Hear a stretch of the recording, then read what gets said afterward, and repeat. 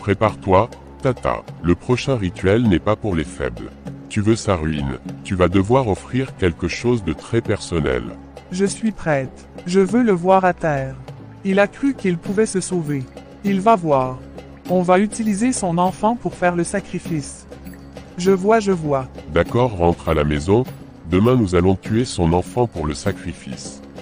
Afin de terminer avec lui-même. Dans l'épisode précédent, vous avez vu comment la vie de Cédric a basculé brutalement. D'un riche entrepreneur respecté, il s'est retrouvé sans maison, sans boutique, sans espoir. Mais ce n'est que le début d'un combat plus sombre.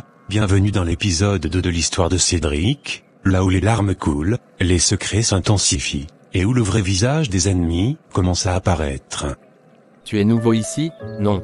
Je t'ai jamais vu traîner dans ce coin. Oui. Je suis arrivé hier. J'avais encore un toit la semaine dernière. Aujourd'hui, je n'ai plus rien. C'est souvent comme ça. Le monde ne prévient pas avant de te frapper. Tu t'appelles comment? Cédric, j'étais commerçant. Une boutique, 2 voitures, une maison, et maintenant regarde-moi. C'est comme un film. Tu devais avoir beaucoup d'ennemis en silence, la chute d'un homme riche attire toujours des regards. Tu dis vrai, mais je n'ai jamais fait de mal à personne. J'ai même aidé des gens. Comment tout ça a pu m'arriver? La vie ne récompense pas toujours les cœurs propres, frère. Mais parfois, ce n'est pas la vie. C'est les hommes eux-mêmes. Tu veux dire que quelqu'un aurait pu vouloir ma chute? Tout est possible. Toi-même, tu n'as jamais pensé à consulter. Chercher à comprendre dans le monde invisible. Tu veux dire, aller chez un marabout? Non, moi je prie, je parle à Dieu. Moi aussi, j'ai prié.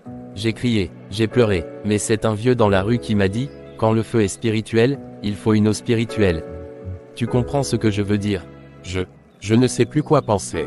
Mais je suis fatigué, Omar. Tellement fatigué. Alors écoute, demain je vais t'indiquer chez un marabout. Il ne demande pas beaucoup. Il peut au moins te dire si ta souffrance est naturelle, ou pas. Tu penses que ça pourrait m'aider? Frère, quand tu n'as plus rien, il faut essayer tout, sauf le suicide. Crois-moi.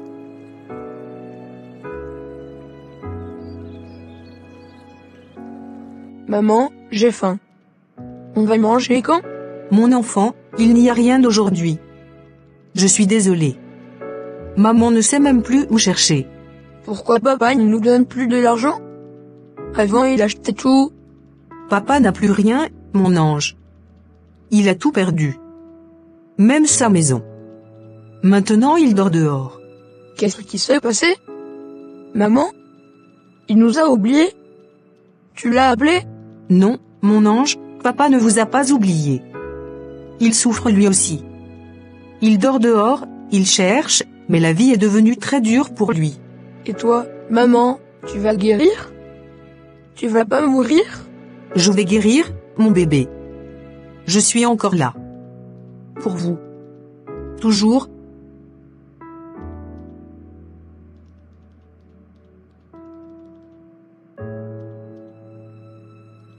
Ah, mon ventre, ça me fait mal. Ah, Seigneur. Maman. Maman, qu'est-ce qu'il y a? Tu pleures.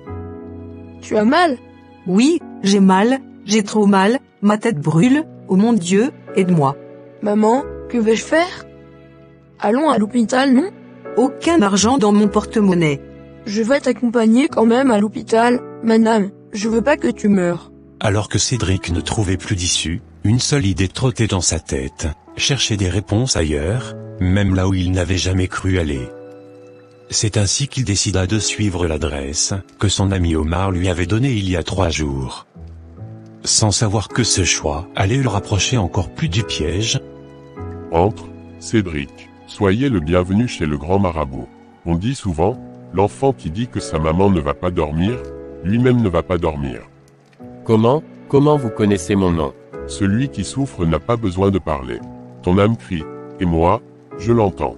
Je suis perdu, grand marabout. J'ai tout perdu. Ma boutique, ma maison, mes voitures, tout est parti. Je dors maintenant dehors. Ta femme est malade, tes enfants ont faim, et toi, tu tournes en rond, sans réponse. Oui, c'est vrai, ma vie est détruite, et je ne comprends rien. Je ne sais pas pourquoi tout s'effondre autour de moi. Tu veux savoir, tu veux la vérité, même si elle te brûle. Oui, je vous en supplie. Dites-moi, je suis prêt. Tu es la victime d'un pacte. Une personne proche, de ton sang, à tout prix. Elle a attaché ton étoile. Et tant qu'elle détient ta lumière, tu resteras dans l'ombre. Mais, qui me ferait ça? Je n'ai jamais fait de mal à personne. Celui que tu appelles ami te regarde tomber en souriant. Ta richesse est déjà entre ses mains. Mais il est encore temps, si tu acceptes de voir ce que l'œil ordinaire ne voit pas. Si tu veux relever tes affaires, tu dois obéir sans poser de questions. Je ferai tout ce que vous direz, dites-moi ce qu'il faut faire. Demain à minuit, va seul au vieux carrefour, là où les 3 routes se croisent. Tu porteras un sac rempli de poussière de ta boutique, de la terre de ton ancienne maison, et une photo de toi et de ta femme. Tu vas tuer aussi une poule. Un sac avec de la poussière, une poule. Mais, pourquoi? Ne pose pas de questions. Tu veux sauver ta vie. Tu veux retrouver ta lumière. Alors obéis. Dépose le sac là, tourne le dos, marche 20 pas sans te retourner. Puis, attends le chant du hibou. D'accord, je vais le faire. Je veux juste que tout s'arrête. Je veux revoir ma famille sourire. Va, et ne reviens ici qu'après avoir fait ce que je t'ai dit. C'est là que je te montrerai le visage de celui ou celle qui t'a détruit. Merci, je reviendrai. De la poussière, de ma boutique. Mais il n'y a plus rien, de la poule. Tout est fermé, volé, brisé, et la terre de ma maison que j'ai vendue. Que je ne peux même plus approcher, et une photo de moi et de ma femme, oh, Seigneur, on n'a même plus de quoi acheter du pain. Comment vais-je trouver une photo, maintenant? Est-ce que je suis en train de devenir fou? Marcher jusqu'à un carrefour, à minuit, avec un sac rempli de poussière, pour attendre un hibou. Maman, tu vas mieux aujourd'hui? Oui, ça va mieux, mon enfant, j'essaie d'être forte pour toi. Mais tu n'as pas mangé hier, et tu tremblais toute la nuit. Je sais, mais on n'a plus rien. Même les médicaments, je ne sais pas comment on va les acheter. Et papa? Il est où? Il va revenir avec de la nourriture, non? Papa, il essaie de trouver une solution. Il se bat, mon ange. Mais la vie est dure pour lui aussi. Je veux juste que tu guérisses, maman, je veux que tout redevienne comme avant, quand on riait, quand tu me préparais du riz avec la sauce rouge. Moi aussi, mon bébé, moi aussi, je veux ça, je veux juste vous voir heureux, toi et ton petit frère, mais je ne sais plus comment. Même fais une prière pour notre famille. D'accord mon fils, prions. Seigneur, toi qui m'as toujours entendu, regarde-moi aujourd'hui, tu vois mes enfants, tu vois ma douleur, tu vois notre souffrance. Nous avons tout perdu, Seigneur, notre maison, notre paix, notre pain quotidien. Mon mari lutte, il se bat, mais rien ne marche. Ô Seigneur, est-ce que tu nous as oubliés? Est-ce que j'ai péché au point de mériter cette vie? Si quelqu'un est derrière notre chute, je te supplie de te lever, Seigneur, ne laisse pas l'ennemi danser sur notre ruine. Protège mes enfants, je t'en supplie, Seigneur. Je n'ai plus rien, même pas de quoi calmer cette douleur dans mon ventre.